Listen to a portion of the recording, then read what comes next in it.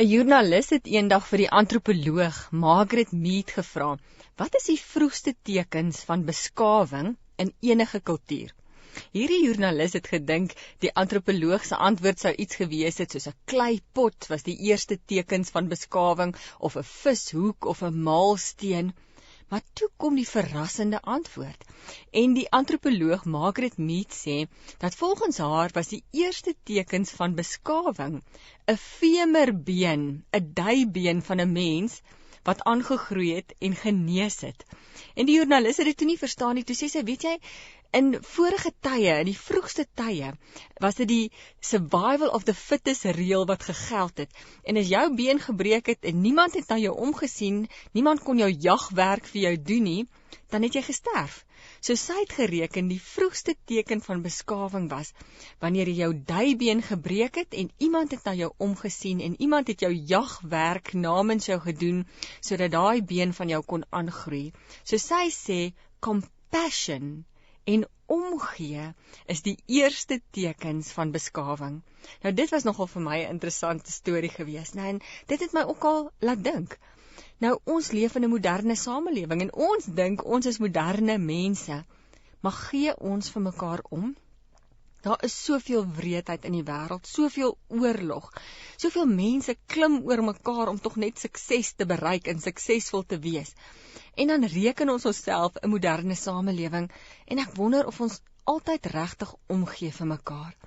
Weet jy dat Jesus se ganse bediening het daaroor gegaan om uit te reik na mense, swakkelinge, mense wat siek was, mense wat weduwees was, wat weewenaars was, wat aan siekte gelei het, wat seer gehad het, wat verwerp was.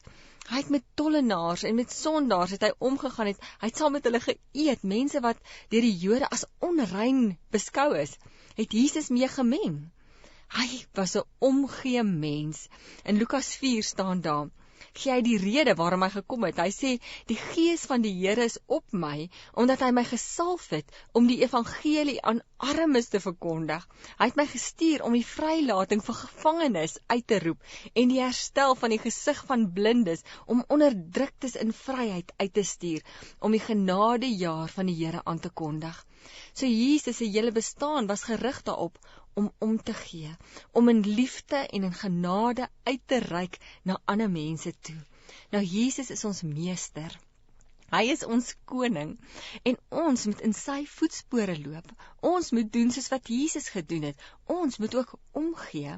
Ons moet daai liefde wat hy vir ons het, daai genade wat hy vir ons het, moet ons soos 'n aflosstokkie aangee vir die mense om ons. Ja, op 'n keer het 'n fariseer vir Jesus gevra, wat is die belangrikste ding wat God van ons verwag? Wat is die belangrikste gebod? En Jesus het geantwoord, jy moet die Here jou God lief hê en jy moet jou naaste lief hê soos jouself. Om 'n kind van God te wees, beteken nie jy moet net hierdie vertikale verhouding met God in stand hou nie. Ja, dit gaan ook oor 'n horisontale verhouding met jou naaste.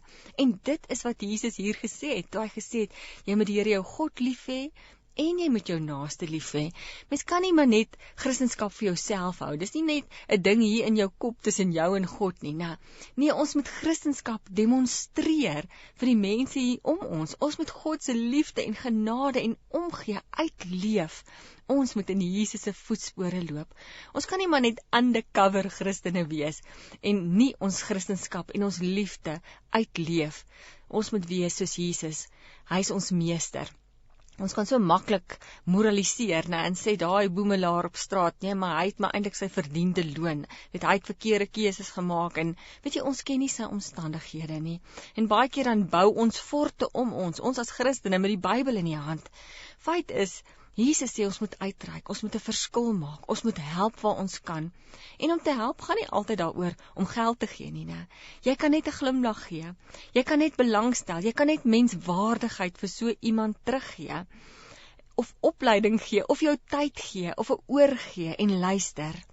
Ons moet uitreik, ons moet omgee, ons moet God sigbaar maak hier op aarde. Ons moet dit doen deur om te gee vir ander.